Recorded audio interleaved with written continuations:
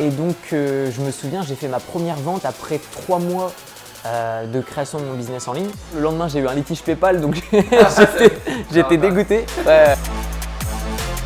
Cherchez pas à économiser. Je pense qu'il est beaucoup plus simple de chercher à gagner beaucoup plus d'argent que de chercher à économiser.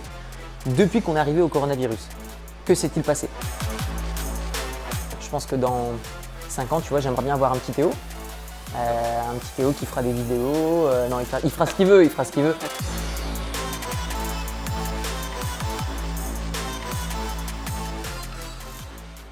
Salut, c'est Tony, j'espère que vous allez bien et que votre business e-commerce se déroule à merveille. Dans cette vidéo, j'ai le plaisir d'interviewer Théophile Hélier. Bonjour Théophile. Salut Tony. Alors, est-ce que tu pourrais te présenter d'où tu viens, voilà, ton parcours entrepreneurial, etc. en vitesse? Ok. Qu'est-ce que tu fais aujourd'hui ici à Bangkok? Parce qu'on peut le dire, on est dans ton appartement, ton nouvel appartement. Ok, en gros, je m'appelle Théophile Hélier, j'ai 28 ans au moment où on fait cette vidéo. J'ai commencé le business en ligne, j'avais quelque chose comme 19-20 ans. D'accord. Donc ça fait à peu près maintenant, je suis très mauvais en calcul, ça doit faire 8 ans je crois, un bordel comme ça. Quelque chose comme ça. Que je suis réellement dedans. C'est-à-dire que par le passé, j'avais testé 2-3 petites choses, mais bon, t'apprends, t'essayes, ça marche pas la plupart du temps. Et ensuite, j'ai commencé à développer des business en ligne. J'ai ensuite investi dans l'immobilier, ensuite investi en bourse. Et aujourd'hui, voilà, principalement, c'est ce que je fais. Je gère mon patrimoine et puis je développe mes business en ligne. D'accord, ok, super. Qu'est-ce qui t'a amené aujourd'hui ici en Thaïlande? Les filles? Non, c'est un mélange de plein de choses. Je vais dire que c'est la fiscalité. Je pense que c'est super convenient pour plein de choses. Par exemple, là, ici, on est à Bangkok. Bon, tu viens de Pattaya. En 1 heure, tu es ici. Dans 1 heure, on peut être sur une autre île. Je pense qu'il y a beaucoup d'avantages pour les personnes qui veulent faire du business à Bangkok et ensuite décompresser, partir dans les îles à droite à gauche. J'aime bien aussi la mentalité des gens ici. Ils sont vachement souriants, très ouverts d'esprit. Bon, tout est pas rose en Thaïlande, mais quand j'ai fait la balance des deux, finalement, je trouvais que c'était un pays qui me convenait bien sur pas mal de points. Ouais. D'accord, ok, super. Pour en revenir au business, tes débuts dans l'infopreneuriat, je voudrais plutôt dire dans le e-commerce de vente de produits virtuels. Donc, c'est ce que tu fais, c'est ça qui t'a permis de devenir indépendant. Est-ce que tu peux nous raconter un petit peu tes débuts? Est-ce qu'il y a eu des succès, des échecs? Est-ce que ça a été difficile pour toi? Est-ce que tu as eu un succès fulgurant? Voilà, est-ce que tu peux nous raconter ça? Alors non, ça n'a pas été un sprint, ça a été un marathon. C'est-à-dire que quand j'ai commencé à vendre des produits d'information, donc d'abord auprès des étudiants, je crois quelque chose pendant 3 mois, j'ai travaillé pour gagner 0 €. Donc je pense que ça c'est compliqué parce que c'est pas comme un travail salarial où tu travailles dès le premier jour, à la fin du mois tu es payé. Ouais. C'est pas le même concept où là tu travailles pendant peut-être 1 mois, 2 mois, 3 mois gratuitement, voire même peut-être à perte vu que tu dois développer des sites web, donc forcément tu dois acheter des outils, tu achètes des formations, etc. Et donc au final tu avances pas mal d'argent pour des résultats qui ne sont pas immédiats. Et donc je me souviens, j'ai fait ma première vente après 3 mois de création de mon business en ligne et j'ai fait une vente à genre 11,90 €. J'étais trop content, je dis à mon père il me dit, pour rire, il me dit ouais, c'est bien, tu as bossé 3 mois, tu as fait 11,90 €, c'est bien fiston. Et je me souviens le lendemain, j'ai eu un litige PayPal donc j'étais dégoûté. Ouais. Et du coup, c'est pas grave vu que le lendemain, j'ai fait ma 2e vente, 3e vente, etc. Et le premier mois, j'ai fait quelque chose comme 140 €. Donc, je n'avais pas encore remboursé les formations, etc. que j'avais achetées, mais quelque chose comme 2-3 mois après, je commençais à gagner entre 500 à 600 € par mois. Et 4 mois après, j'ai fait mon premier mois qui était vraiment intéressant, où j'ai fait 1600 € de profit pur. D'accord, ok, super. Et là, j'ai commencé à me dire, ok, là, ça commence à être intéressant. Je peux en vivre. Ouais. Et il y a aussi cette balance, tu sais, entre ce que tu aimes faire et combien tu gagnes. Forcément, même si demain… je sais pas, vous avez une proposition de job où tu gagnes 1 million € par mois mais tu n'as plus le droit de sortir de chez toi, à quoi ça sert d'avoir autant de pognon si tu ne peux pas en profiter? Donc du coup, je cherchais une bonne balance et donc j'ai commencé à gagner de mieux en mieux ma vie vu que j'ai développé une chaîne YouTube ensuite pour expliquer comment je gagnais de l'argent avec ce premier blog où j'aide les étudiants. Et c'est là où je me suis expatrié en Thaïlande. Et tout a commencé à Chiang Mai, après je suis retourné à Malte, à Marbella, après je suis revenu à Bangkok. Et en gros, durant ces années de voyage, j'ai développé ce business en ligne. Et mon but, ça a été d'accompagner des gens qui voulaient vendre de la connaissance en ligne. Donc ça peut être dans n'importe quel domaine. Et puis voilà, s'en est suivi pas mal de choses. J'ai ensuite investi dans l'IMO, dans la bourse.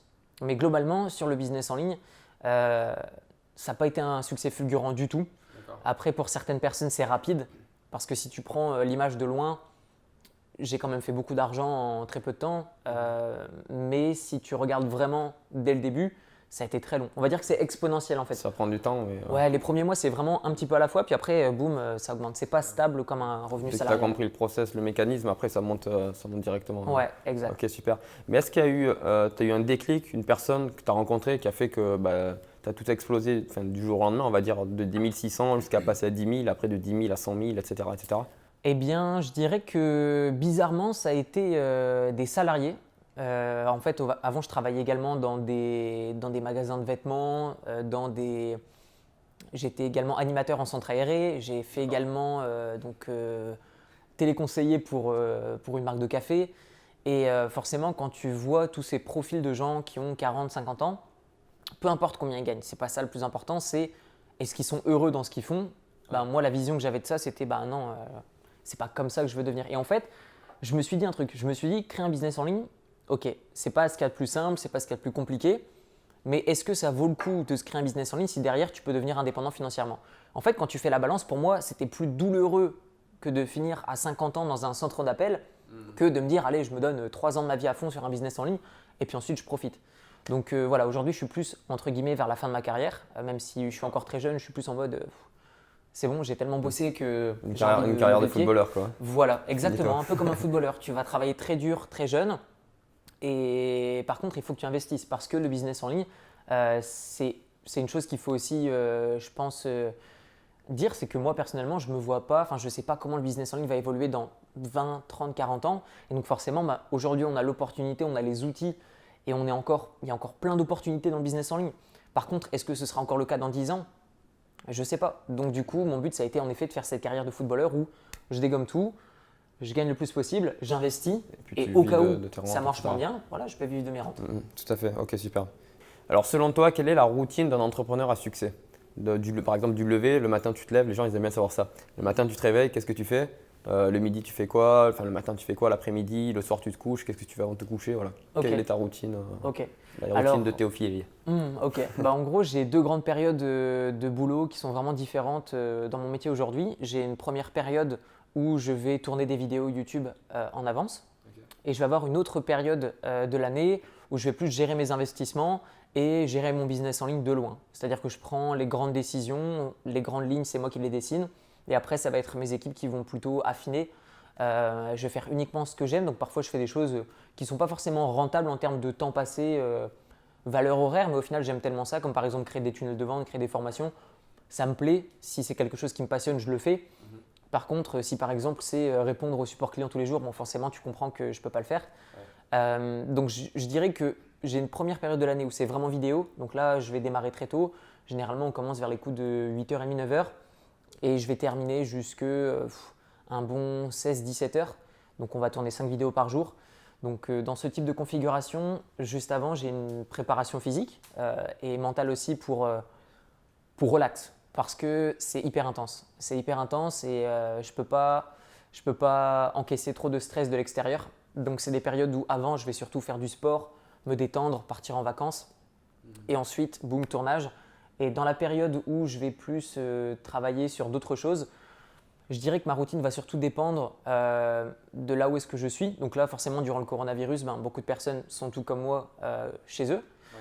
Et donc du coup, je dirais que je n'ai pas vraiment d'heure à laquelle je vais me lever, mais je dirais que dès que je me lève, généralement, moi, je bois que du thé, je ne bois pas de café. Ensuite, je vais prendre un petit déjeuner. Ça, c'est par rapport à ma morphologie parce que si je ne mange pas, je vais devenir trop maigrichon. Donc, du coup, je prends un bon petit déj. Et puis ensuite, généralement, le matin, je travaille jusque midi sur mon ordinateur. Le matin, je suis hyper productif. Je vais travailler surtout en rush de 45 minutes. Je me chronomètre 3 fois 45 minutes. Je fais une petite pause 5 minutes, zen, détente. Et puis ensuite, l'après-midi, j'aime bien me poser avec mes amis, profiter. Le soir, pareil. Call of Duty avec toi d'ailleurs. Voilà, on s'amuse. Donc, c'est surtout le matin où je vais travailler. Et après les coups de midi, 13h, vraiment, si j'ai rien à faire, je vais travailler. Mais vraiment, c'est extrêmement rare. C'est plutôt le matin. Et je pense qu'il vaut mieux travailler en fait de manière très concentrée dans un laps de temps très court que juste prétendre d'être en train de travailler, juste d'avoir l'ordinateur ouvert et voilà, tu te balades dans ta gauche. Moi, c'est pas mon délire. Ouais, je suis d'accord avec toi. Combien de temps ça t'a pris parce que tu as dû tester plusieurs routines durant ces dernières années, combien de temps ça t'a pris d'avoir ta routine et de t'y tenir? Parce que c'est le plus important, c'est de t'y tenir sur le long terme. C'est super dur parce que non seulement tu testes des choses et puis en plus de ça, on a des styles de vie qui sont très différents dans le sens où aujourd'hui j'habite à Bangkok, l'année prochaine je ne sais pas où je serai, dans 2 ans je ne serai pas où je serai. Donc il y a tout qui change, mais globalement j'essaie de me tenir à un minimum de sport, j'essaie de me tenir à une bonne alimentation. Je suis assez bon sur l'alimentation. Je déconne pas trop, tu le vois de toute façon quand on sort. Ouais, complètement. Voilà, pas de sauce, pas de sucre, pas de soda, ou alors si je prends un soda, c'est parce que c'est un cocktail. Mais surtout sur l'alimentation, ouais, j'essaie vraiment de conserver mon niveau d'énergie parce que pour moi, au-delà du temps, c'est vraiment l'alimentation qui définit ce que tu peux faire de ta journée. Ouais. C'est ça ce qui va définir aussi la qualité de ton sommeil, qui va définir la qualité de ta journée ensuite. Donc l'alimentation pour moi c'est extrêmement important. Ça c'est un truc sur lequel j'ai jamais déconné. Après mes 18 ans j'ai vraiment fait attention. Et je dirais que pour conserver une bonne routine, il faut des choses qui sont ultra simples. En fait, plus tu vas avoir une routine qui est compliquée et moins tu vas réussir à la tenir sur le long terme. Donc globalement, une bonne routine c'est quelque chose qui doit être fait en 30-40 minutes. Ça doit faciliter ta vie en fait. Ça doit faire en sorte que tu n'as pas besoin de réfléchir. Je pense qu'il y a trop de personnes qui recherchent une routine dans le sens où voilà, je vais tout donner et je vais me développer sur tous les aspects de ma vie. Je vais faire ça pendant 3 heures tous les matins. Je vais être une machine de guerre dans un an. Dans la théorie, c'est magnifique. Dans la pratique, ça ne marche pas parce que peut-être qu'un jour, tu es fatigué ou ta routine est tellement dure que tu ne vas pas l'appliquer complètement. Donc, vaut mieux quelque chose de ultra simple plutôt que quelque chose qui est ne serait-ce qu'un tout petit peu trop compliqué. Ok, d'accord. Donc maintenant, une autre question par rapport à la liberté, aux 3 types de liberté, donc la liberté financière, géographique et temporelle. Ouais. Donc tu nous as dit que liberté financière, on sait que pour toi, tout roule très très bien. Par rapport, tu fais ce que tu veux, voilà, tu as assez d'argent pour faire vraiment ce que tu veux, aussi pour investir donc, dans la bourse, l'immobilier, etc. La liberté géographique, comme tu nous as dit, tu as voyagé à Malte, tu as fait Malte, tu as habité à Malte, Marbella, là tu es à Bangkok depuis 2 ans, 2 ans et demi. Ouais, quelque chose comme ça. Ensuite, là tu vas partir dans notre pays l'année prochaine. Et puis la liberté temporelle, tu peux te réveiller quand tu veux, travailler quand tu veux, etc. Comment toi tu gères ça depuis tes débuts? Je veux dire, par exemple, pour une personne qui était dans le salariat, comment toi tu gères? Parce que souvent c'est assez difficile pour les gens de se dire c'est bon, je suis mon propre patron, mais bon, après il faut une autodiscipline, il faut savoir gérer tout ça. Comment tu fais pour gérer tes dépenses? Fais vraiment tout ça, le pro, le perso en même temps. Comment est-ce que tu fais toi? Je pense que les deux côtés pro et perso déjà sont complémentaires dans le sens où tu peux avoir un boulot qui te plaît et tu peux avoir une vie perso qui te plaît sans que l'un empiètre sur l'autre. Et je pense qu'il est important de construire son métier pour avoir la vie que tu désires et pas l'inverse dans le sens où tu ne te crées pas un job qui va complètement te bouffer ta vie perso. Et je pense que, tu vois, d'un point de vue tout ce qui est budgétisation, etc., tu me connais Tony, je ne suis pas trop dans l'économie, je ne vais pas trop regarder combien je dépense, etc. Juste, je me reverse X milliers d'euros sur mon compte en début de mois. Et si je vois que vers la fin, je déconne, voilà, je lève un peu le pied. Mais je pense qu'il ne faut pas rechercher à gagner des petites sommes et à économiser des petites sommes. Franchement, vous emmerdez pas. Je pense que le mieux, c'est vraiment de se dire, allez, comment est-ce que je fais pour faire 1 million, pour 2 millions, 3 millions et ensuite pouvoir relâcher. Mais je pense que d'un point de vue purement financier, il ne faut pas se prendre la tête en effet avec des coupons, des machins, des trucs. Cherchez pas à économiser. Je pense qu'il est beaucoup plus simple de chercher à gagner beaucoup plus d'argent que de chercher à économiser. Parce que même si tu arrives à super bien économiser, finalement, ça va te prendre toujours la tête. Alors que si tu as un business qui travaille pour toi, peu importe sa nature, tu n'as plus besoin de… En fait, tu décides plus de ta vie en fonction de ton budget. C'est vraiment, tu fais ce que tu veux. Et je sais que ça peut paraître un peu bizarre de l'extérieur où on se dit « ouais, mais c'est pas facile de faire de l'argent ». Je ne dis pas que c'est facile. Je dis simplement qu'il est plus facile de gagner plus d'argent que d'avoir un style de vie qui est uniquement basé sur comment je fais pour économiser le plus possible. Ouais. Et même ça te prend la tête. Au final, l'énergie que tu mets dans comment économiser, tu la mets dans comment gagner plus, tu peux avoir plus de résultats. Ouais, tu as le bonheur qui suit, etc. quoi. Et pour ce qui est de gérer la liberté géographique et temporelle, ça je dirais que c'est plus compliqué dans le sens où on se dit naturellement que l'herbe est toujours plus verte ailleurs. Tu vois, tu te dis, voilà, j'habite à Malte, est-ce que Marbella c'est pas mieux? J'habite à Marbella, ah ouais, mais est-ce que Bangkok c'est pas mieux? Tu arrives à Bangkok, ah ouais, mais là-bas j'ai entendu dire que c'était bien. Donc je pense que le mieux c'est de se trouver une base, de se dire, ok, par exemple, je suis à Bangkok 6 mois par an, et ensuite le reste de l'année, je vais à Marbella, je vais là, je visite.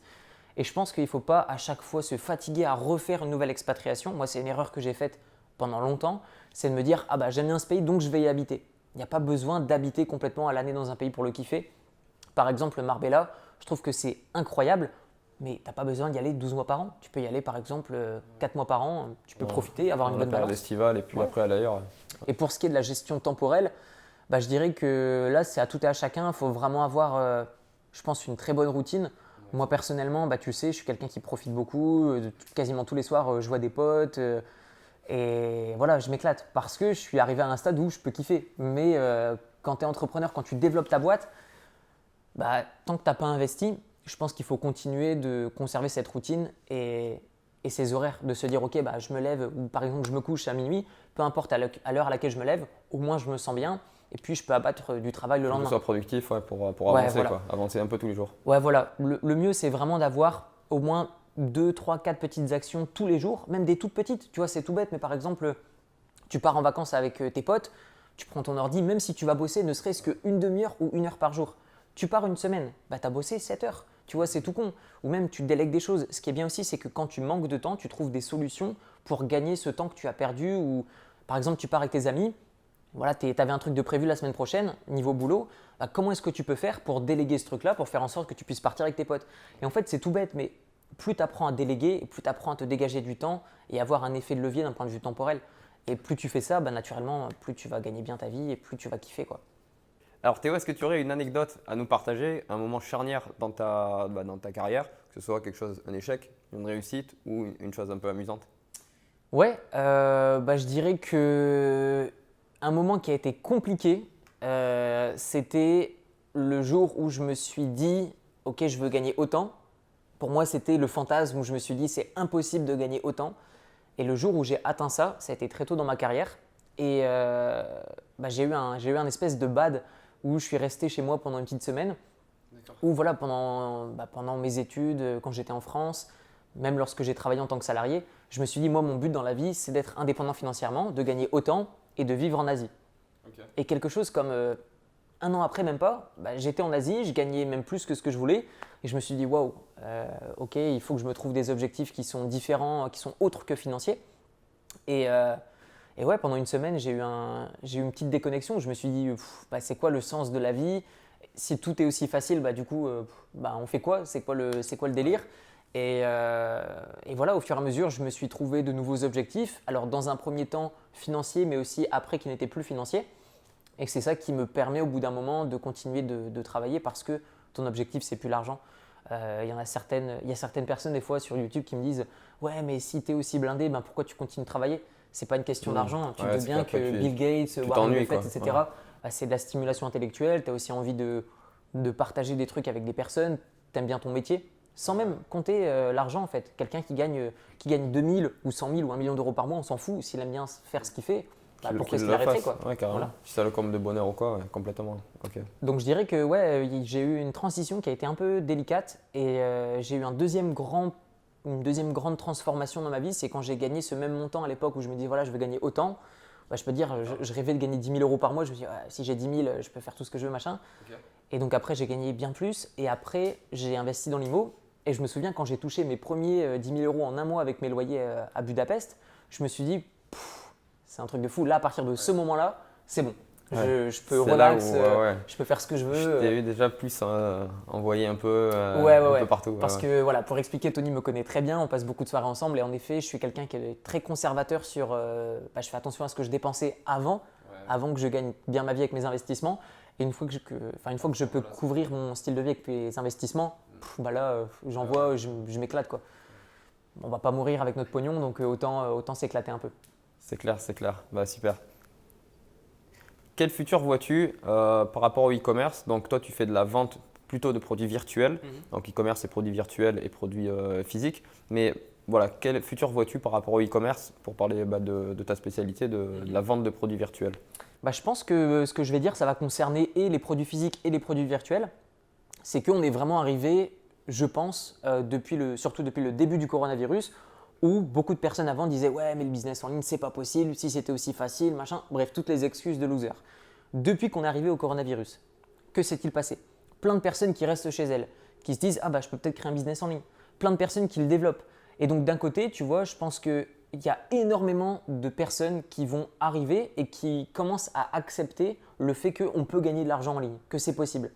Et on l'a vu durant cette crise du coronavirus, qui a gagné le plus d'argent? C'est les e-commerçants. C'est les e-commerçants. Tout le monde était chez soi, ça a envoyé à fond, tous les restos, tous les bars étaient fermés. Donc, je pense qu'il y a beaucoup de personnes qui vont arriver sur le marché et il va falloir se professionnaliser. Il faut absolument faire les choses de manière professionnelle. Par le passé, tu prenais ton téléphone, tu voulais lancer une chaîne YouTube, boum, ton téléphone ça suffisait, tu fais une vidéo comme ça dans la rue, tu peux démarrer ta première vidéo. Aujourd'hui, tu peux aussi le faire, mais tu ne seras pas du tout aussi mis en avant que d'autres personnes qui sont davantage professionnelles. Donc je pense qu'il faut vraiment se professionnaliser et arrêter de croire qu'avec ton téléphone, tu peux faire des millions d'euros. Même chose dans le domaine de tout type d'investissement. Tout est plus avancé maintenant parce que tout le monde se renseigne en ligne. Que ce soit des vidéos YouTube, des formations, des coachings, ce que tu veux, des bouquins, tout le monde se renseigne. L'information est de plus en plus diluée et les gens savent distinguer le vrai du faux. Et donc naturellement, les gens deviennent meilleurs. Et donc forcément, plus de meilleurs acteurs sur le marché, il faut se professionnaliser. Donc là, je vais prêcher pour ma paroisse, mais forcément, les formations, oui, il ne faut pas croire que sur YouTube, tu peux tout trouver gratuitement. Il y a plein de personnes qui me disent « Ouais, mais pourquoi acheter ?» N'achète pas, mais d'un côté, si tu crois que tu peux tout trouver en ligne, pourquoi est-ce que tu n'es pas millionnaire? Pourquoi est-ce que tu n'es pas multimillionnaire? Pourquoi est-ce que tu n'es pas rentier? Parce qu'il n'y a pas les bonnes personnes qui te donnent les bonnes infos. Et donc, je pense qu'il faut vraiment… Moi, ça a été dur lorsque j'ai acheté ma première formation. Je me suis dit « Ouais, jamais de la vie, j'achèterai une formation. » Au final, tu sais, quand tu ouvres ton logiciel d'envoi d'email automatique et que tu es devant comme ça comme un con et tu ne sais pas quoi faire, la formation, tu l'achètes. Parce qu'au bout d'un moment, plus tu vas tester des choses toi-même et plus tu vas comprendre que 1, tu perds du temps, 2, tu as un manque à gagner et 3, tu perds de l'argent aussi à tester tous les trucs toi-même. Enfin, je veux dire, c'est comme moi quand j'ai démarré en bourse, j'ai perdu 2 fois la totalité de mon capital. Pourquoi? Parce que je ne m'étais pas formé. Et une fois que je me suis formé, il n'y a pas de secret. J'ai commencé à perdre de moins en moins, à être en break-even, à gagner de plus en plus. Complètement, je suis d'accord avec toi. Moi, pareil, pour la petite histoire, lorsque j'ai acheté ma première formation e-commerce, je l'avais acheté en 12 fois, je n'avais même pas assez d'argent. C'était 997 euros ou 1497, quelque chose comme ça, il y a 5-6 ans. Et je n'avais même pas assez d'argent sur mon compte pour acheter la formation. Du coup, je l'avais acheté en 12 fois. Ouais. Et puis après, let's go, quoi. Et moi, j'ai démarré comme ça et c'est comme ça que j'ai réussi dans le e-commerce. Voilà. Donc, ok, super. Alors, maintenant, une question plus privée, plus personnelle. De quel futur tu rêves aujourd'hui? Donc, Théophile Hélier, de quel futur il rêve aujourd'hui? Théophile qui a réussi, on va dire, toute ta carrière, on va dire, professionnelle. Tu as coché les différentes cases comme il faut, les investissements pareils, tout ça. Maintenant, de quoi tu rêves? D'un point de vue personnel, je dirais que ce que j'aimerais, c'est de continuer à profiter de ce que j'ai aujourd'hui. Parce que j'ai du temps pour mes potes, j'ai du temps pour voir quelqu'un si j'ai envie de voir quelqu'un, si j'ai envie d'être en couple, j'aurai le temps pour la personne. J'ai même du temps si je voulais être père, j'ai une tonne de temps, donc ça c'est top. Je pense qu'à terme, je pense que dans 5 ans, tu vois, j'aimerais bien avoir un petit Théo. Un petit Théo qui fera des vidéos. Non, il fera ce qu'il veut, Mais ouais, je pense que j'aimerais bien avoir une famille. Tu le sais, moi en Thaïlande, j'étais en couple avec quelqu'un pendant 1 an. À la fin, ça s'est un peu mal passé. Je me projetais avec cette personne. Donc là, tout de suite, dans l'immédiat, c'est pas demain que je serai papa. Mais ouais, sur le long terme, j'aimerais bien, d'un point de vue perso. Et là, d'ici une semaine, je retourne en France pour voir ma famille. Donc ça va me faire du bien aussi. Super. Ce que j'aimerais bien sur le long terme d'un point de vue perso, c'est aussi commencer à faire des projets humanitaires de plus grande envergure. Ouais. Parce que j'ai donné un peu d'argent à des… Je sais que tu en as fait pas mal déjà à Chiang Mai, tout ça. Ouais, je ne partage pas trop parce que j'ai pas envie que les gens disent « Ouais, tu dis ça pour faire ta pub », donc c'est pas quelque chose que j'aime partager, c'est plus personnel. Ouais. Mais ouais, j'aimerais bien continuer à faire ce genre de truc à plus grande échelle. Tu sais, construire un espèce de complexe où tu as par exemple une salle de sport gratuite, une école gratuite, c'est pour instruire des valeurs aussi. Et d'un point de vue purement matériel, je rêve pas de grand chose, tu vois, même avoir un bateau, etc., ça me saoulerait parce qu'il faut l'entretenir. Par contre, j'aimerais bien vraiment à long terme, en effet avoir beaucoup plus en termes de revenus passifs parce que le chemin pour y arriver est cool. J'adore faire des transactions immobilières, j'adore investir en bourse, j'adore prêter de l'argent à des particuliers et tout ça fait que c'est mon délire. J'aime bien, ouais, voilà. Donc continuer dans cette lignée-là et pourquoi pas avoir… je sais pas, par exemple 6 mois par an en Thaïlande et 6 mois par an à Marbella, trouver un bon compromis, un truc comme ça, ouais. Ok, super. Écoute, bon courage, tu vas y arriver de toute façon. Alors maintenant, quelques questions de la communauté qui m'ont été posées pour que je te les pose. Okay. Alors, si tu devais revenir dans le passé, quel conseil tu pourrais donner à une personne qui débuterait le e-commerce, que ce soit de la vente de produits physiques ou la vente de produits virtuels? Quel est le conseil que tu lui donnerais? De démarrer avant qu'il soit prêt. Parce que le business en ligne, ça évolue extrêmement vite. Et en fait, même si tu connais tout à un moment donné, si tu n'appliques pas, tu vas être totalement largué. Tu le vois bien dans le business en ligne, si tu savais tout l'année dernière, tu redémarres aujourd'hui. Ça n'a quasiment plus rien à voir. Les interfaces changent, la manière dont tu vas faire de la pub, la manière dont tu vas communiquer change. Tu vois l'état d'esprit des gens par le passé, quand tu montrais une belle voiture ou une belle montre, les gens étaient tout de suite en mode réfractaire, en mode ah non, c'est pas vrai, je dirais que la personne qui regardait YouTube il y a de ça quelques années, qui recherchait des informations pour gagner de l'argent, était très sensible aux objets qui sont un peu bling bling. Aujourd'hui, je pense que c'est moins le cas. Je pense que les gens c'est bon, ont l'habitude. Ouais, voilà, c'est bon. Ils ont tout vu. Il y a de tout sur YouTube. Et donc, je pense que les gens aujourd'hui sont plus sensibles au discours. Tu vois. Je dirais qu'aujourd'hui, c'est peut-être mieux de show-off avec des appartements. C'est peut-être mieux de show-off avec quelque chose qui rapporte vraiment de l'argent plutôt qu'une Lamborghini. Je pense que les gens, c'est du vrai voilà. plutôt que du bling bling. Et donc, je pense qu'il faut évoluer en fait. Un business en ligne, c'est quoi? C'est une bonne idée qui est évolutive. En fait, ça ne sert à rien d'avoir la meilleure idée parce qu'à un moment donné, il va falloir la changer. Elle sera obsolète. Ouais. Exactement. Comme nos connaissances. Exactement. Donc, il faut continuellement apprendre, il faut continuellement appliquer. Et personnellement, j'ai vu des gens dans le business en ligne faire des explosions. Et puis, 1 an, 2 ans après, tu n'en entends plus parler pour plusieurs raisons. Parce que les gens, ils prennent tout de suite la grosse tête, donc ils ont hyper confiance en eux, donc ils lancent des trucs et puis finalement, ça ne marche pas.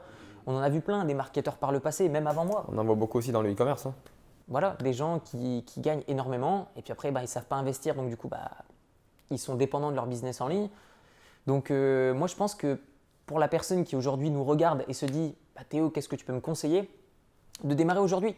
Vous dites ok, avant ce soir, il faut que vous ayez un site web. Même si ce n'est pas le meilleur site web, même si ce n'est pas la meilleure idée, même si on s'en fout, le but c'est d'essayer et d'apprendre. Et puis en fait, même si tu as un premier business, tout comme moi, mon business où j'aide les étudiants, franchement, c'est un business, il est nul. Il est nul de ouf. Mais par contre, ça m'a appris plein de choses qui m'a permis de rebondir sur un deuxième, qui m'a permis d'avoir du cash et de l'injecter dans un deuxième business. Donc, je pense qu'il faut démarrer. Peu importe l'idée que vous avez, démarrez tout de suite et puis ensuite faites évoluer l'idée. Mais surtout pas se dire « Ah, il faut que j'ai un business plan, machin ». Enfin, je veux dire, ceux qui sortent parfois d'école de commerce et qui se disent « Bon, alors ok, on va lancer un business, quels sont les partenaires, quel est le business plan, machin, la budgétisation, machin ». On s'en fout. Genre, tu lances un truc, tu connectes ton compte bancaire personnel dessus, tu feras une société plus tard, t'encaisses de la thune et tu verras plus tard. Après, tu peux réguler. Mais pas se prendre la tête avec toutes les étapes du process classique. Je pense que ça, c'est bien dans la théorie, mais dans la pratique, perso, je connais personne qui a fait ça. Ouais, je suis d'accord.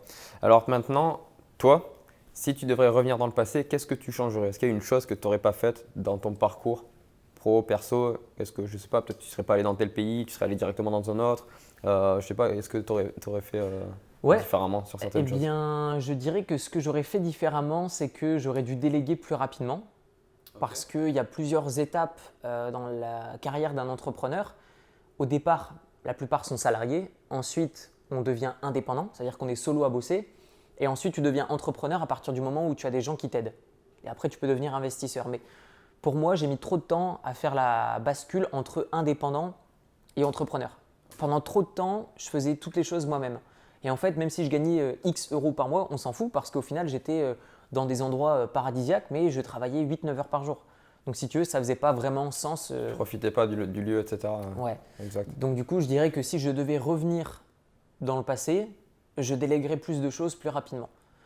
Je me formerais plus rapidement sur comment déléguer les choses et je me serais fait aider plus rapidement. Ouais, c'est vrai que la délégation, c'est pas facile non plus. Il y a des personnes qui vont déléguer trop vite, il y en a qui vont trop déléguer de choses, du coup ils vont gagner beaucoup moins à la fin. Et ça, il faut faire attention à ça. Il y en a qui vont déléguer trop tard, donc, comme toi. Ouais, voilà, il faut vraiment trouver la bonne balance. Maintenant, demain, si vous adorez faire tout ce que vous faites dans votre métier, bon, tant mieux. Mais par contre, vous n'arriverez jamais à des gros niveaux, c'est pas possible.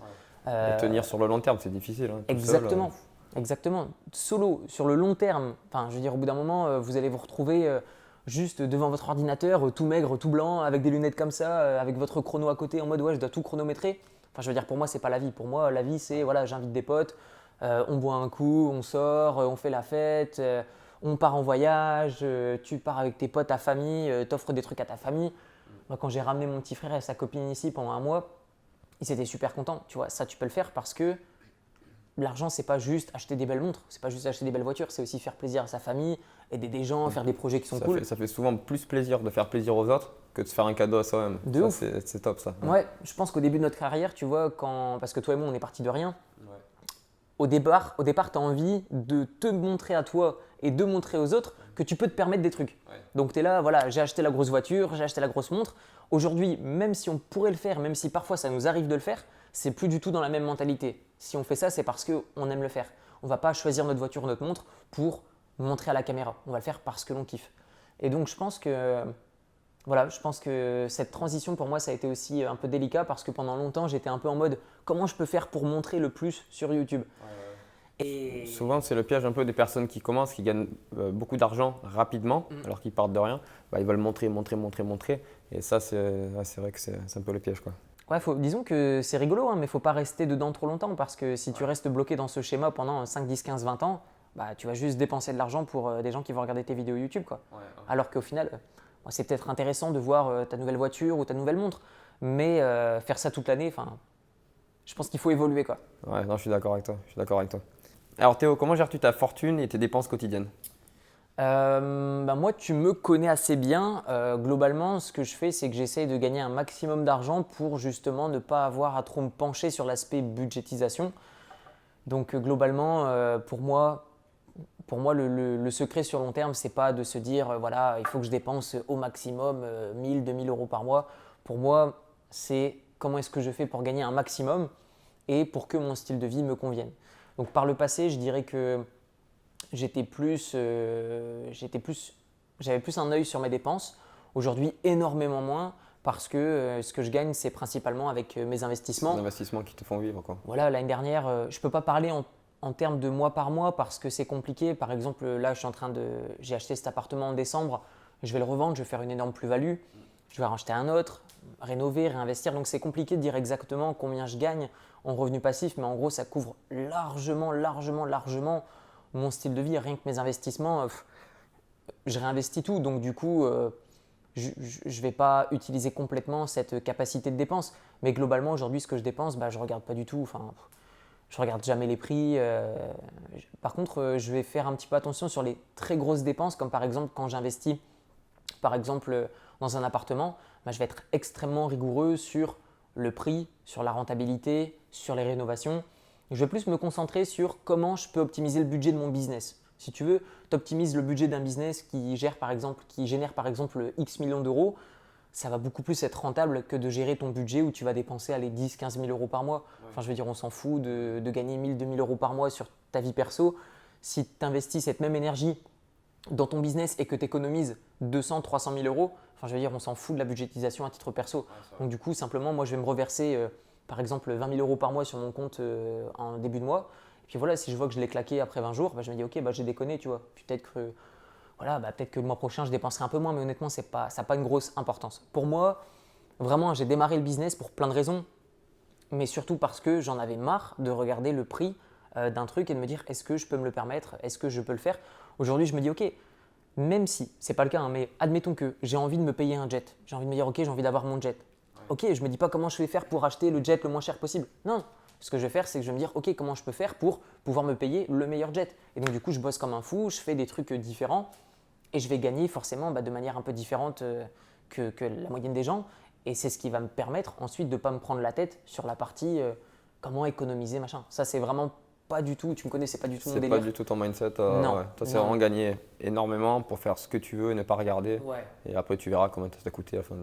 Ouais, voilà. Et puis, tu as tellement des mois où tu vas dire, ok, je me fais un délire. Et puis, le mois d'après, ce délire est passé. Tu vois, par exemple, tu t'achètes une montre, forcément, ça va coûter cher. Après, le mois d'après, tu vas pas te racheter une montre. Tu vois, tu t'achètes une voiture, ok, tu as une grosse dépense d'un coup. Le mois d'après, pas forcément. Donc, je pense qu'il vaut mieux se concentrer vraiment sur l'aspect comment gagner au maximum. Et limite, si tu veux faire un peu de budgétisation sur ton business, mais sur la vie perso, enfin, tu vois, on dépense pas non plus 30, 40, 50 000 euros par mois, quoi. Donc, du coup, autant se concentrer sur le business. D'accord, super. Maintenant, une question par rapport à l'expatriation. Donc, c'est une personne qui te pose cette question dans ma communauté et qui me demande par rapport à la famille, les amis, les amours, comment tu fais toi personnellement pour tes sentiments perso, voilà. Ok, j'en ai pas. L'amour, tout non, ça. je rigole. non, en gros, moi j'étais en couple pendant 3 ans en France avant de quitter la France et de partir en Thaïlande. Et donc, forcément, j'aimais cette personne, mais du coup, la distance fait que ça a été impossible. Donc, du coup, j'ai fait une croix sur ma vie perso à ce moment-là. Et je me suis dit, ok Théo, tu te mets vraiment dans le boulot pendant 3, 4, 5 ans, autant de temps que nécessaire pour ensuite profiter de la vie. Aujourd'hui, je dirais que c'est un peu plus compliqué parce que, comme tu le vis aussi, bah forcément, plus tu gagnes d'argent et plus au bout d'un moment, bah, ça se sait. Peu importe, tu vois, même si tu habites je sais pas où, je sais pas où, même si tu essaies de faire les choses discrètement, au bout d'un moment, ça se voit dans ton style de vie. Enfin, je veux dire, tu vas au restaurant, je t'ai jamais vu parler de prix. Je t'ai jamais vu en train de me dire, ah, bah non, bah, ça c'est moins cher que ça, donc on prend ça. Jamais. Et donc, du coup, tu vois, c'est toutes ces petites choses qui nous trahissent, qui font que même si tu veux pas montrer que tu as de l'argent, bah, les gens le comprennent très rapidement. Tu vois, bah oui, est-ce que tu as déjà voyagé? Bah oui, je suis déjà parti là, là, là, là, là, là, ça coûte de l'argent. T'habites où? Bah j'habite là. Ah bah oui, ça coûte de l'argent. Ouais. Tu vois, et donc tout ça fait que tu peux attirer des gens à toi qui sont plus attirés par ce que tu as plutôt que par ce que tu es.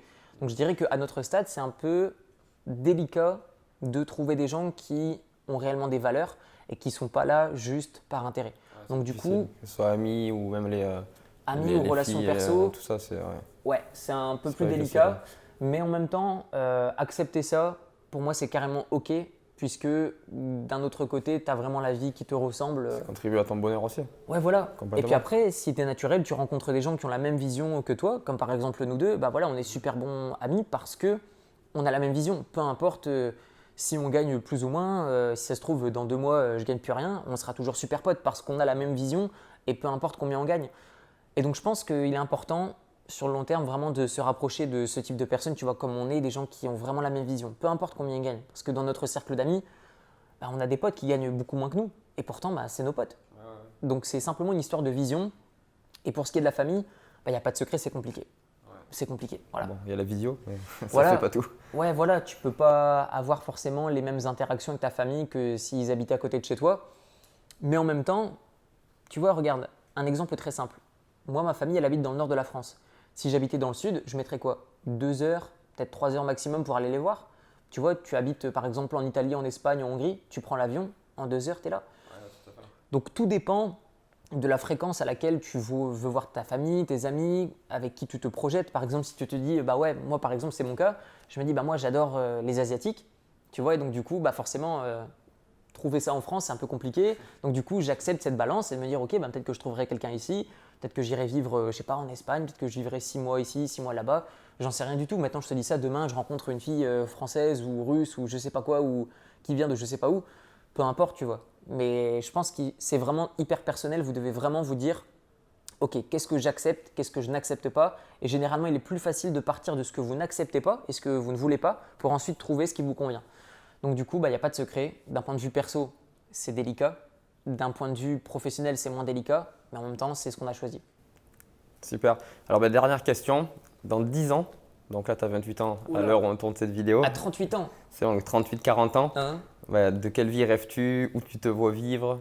Dans un pays, plusieurs pays? Ouais, je pense dans plusieurs pays parce que chaque pays a ses avantages et ses inconvénients. Et moi, j'aime pas la pluie, j'aime pas le froid. Donc forcément, peu importe où tu iras dans le monde, tu auras naturellement un petit peu de ces inconvénients. Donc je pense que le mieux, c'est de trouver une base dans laquelle, un endroit dans lequel tu es bien 6 mois. Par exemple, pour moi, ça pourrait être Bangkok. Et ensuite, 6 mois de l'année, tu voyages, tu kiffes, tu visites. Donc comment je me vois? Honnêtement, c'est 6 mois par an dans un endroit, 6 mois par an dans un autre endroit. Avoir quelqu'un, je sais pas, ma femme, avoir des enfants. Et puis pouvoir… Alors, excuse-moi de te couper, Théophile Lillet, il veut combien d'enfants? C'est compliqué, mais je pense que un ou deux, ça peut être sympa, ouais. D'accord, un garçon et une fille? J'aimerais bien un petit garçon, tu vois, qui reprenne un peu les choses, même si ça peut totalement être une fille, hein, mais je dis simplement que j'aimerais bien que ce soit un petit garçon. Voilà, que… Après, demain, je sais pas, j'ai 2 filles, super, hein, mais ouais, j'aimerais bien. Et puis, j'aimerais bien être la semaine dans mon appart ou dans ma villa ou peu importe. Et puis, par contre, le week-end, j'aimerais bien être sur un bateau, être sur un gros yacht, kiffer avec mes potes. Voilà, on se fait un petit barbecue sur un yacht, on visite dans les îles. On pêche? Ouais, je pense que ça peut être vraiment sympa. Faire de l'airsoft aussi. Ouais, mais 6 mois, durant la semaine chez moi et le week-end en mer. Excellent, ok, ça marche. Écoute, merci beaucoup Théo, merci de m'avoir accueilli dans ton nouvel appartement ici à Bangkok. Merci à toi d'être venu. Et puis écoute, bon courage pour la suite. C'est que tu vas y arriver de toute façon. Merci. Tes rêves, tu vas les accomplir. À toi aussi, poulet. Merci beaucoup. Et puis j'espère que vous avez aimé cette vidéo et je vous dis à très bientôt dans une prochaine vidéo. Ciao, ciao.